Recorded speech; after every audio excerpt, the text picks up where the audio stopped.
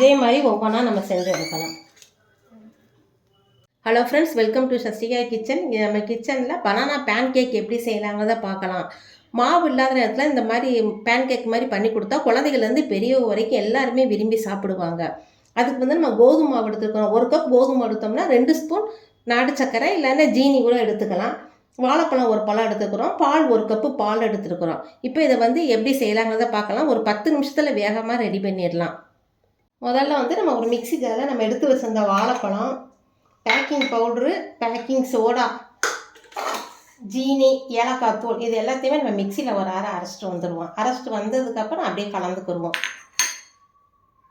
இப்போ நல்லா நம்ம வாழைப்பழம், பேக்கிங் பவுட்ரு, பேக்கிங் சோடா, ஜீனி எல்லாத்தையுமே சேர்த்து நம்ம நல்லா மிக்சியில் நம்ம அரைச்சிட்டோம் பாருங்கள். நல்லா புஷ்ஷுன்னு இருக்குது பாருங்கள்.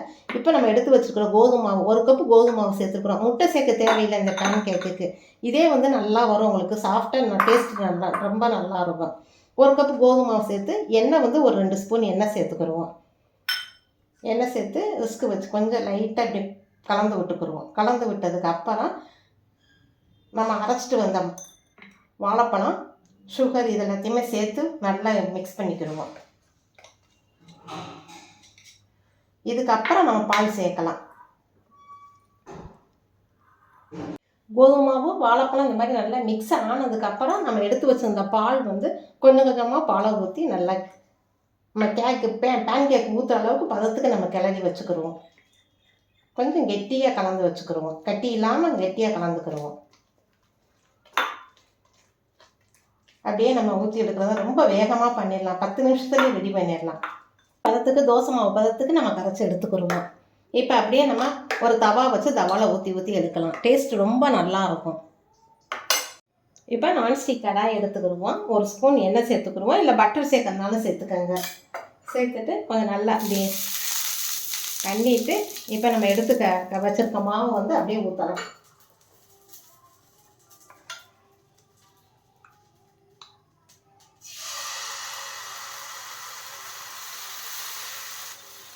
ஒரு 2 நிமிஷம் வேக வைக்கலாம். மூடி வச்சு வேக வச்சோம்னா நல்லா வெந்துடும். தண்ணி குடிக்கும். இப்போ 2 நிமிஷம் ஆகிருச்சு பாருங்கள். நம்ம ஓப்பன் பண்ணி பார்க்கலாம். நல்லா வெந்திருக்கு பாருங்கள். இதை அப்படியே நம்ம திருப்பி எடுத்துடலாம். திருப்பி ஒரு 2 நிமிஷம் வேக வைக்கலாம். இப்போ 2 நிமிஷம் ஆயிடுச்சு. இப்போ பாருங்கள், திருப்பி பார்க்கலாம். நல்லா வெந்திருக்கு பாருங்கள். நம்ம அப்படியே ஒவ்வொன்றா எடுத்து எடுக்கலாம்.